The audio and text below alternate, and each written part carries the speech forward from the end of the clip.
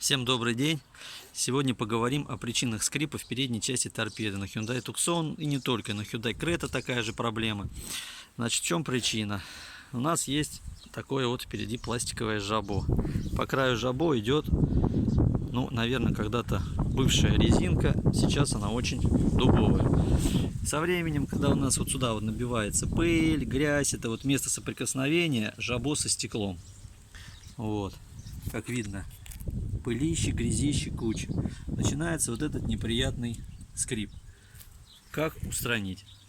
Все, в принципе, элементарно. Берем вот такой вот материал, моделин, и проклеиваем вот здесь вот по внутренней поверхности, то есть в месте соприкосновения со стеклом, этот материал.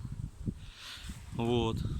И также вот на эту часть, это место соприкосновения передней части жабо с кузовом, я еще накладываю тоненьким слоем, вот так, чуть-чуть просто колбаски вот так вот выкатываю.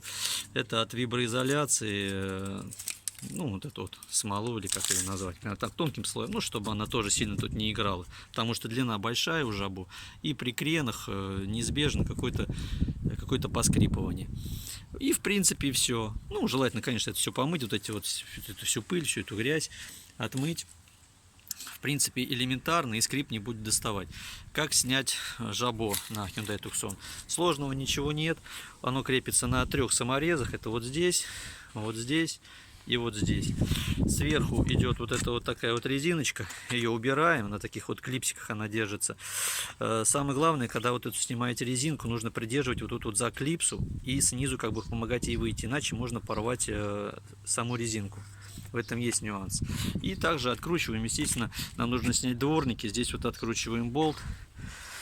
Вот, болт. Ну и снимаются сами дворники. Вот, то есть, в принципе, ничего сложного нет. Зато эта процедура вас избавит от назойливого скрипа. Вот видите, какая тут грязь набивается.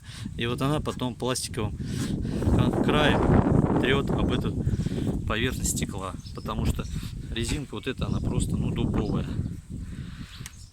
Вот такие вот дела.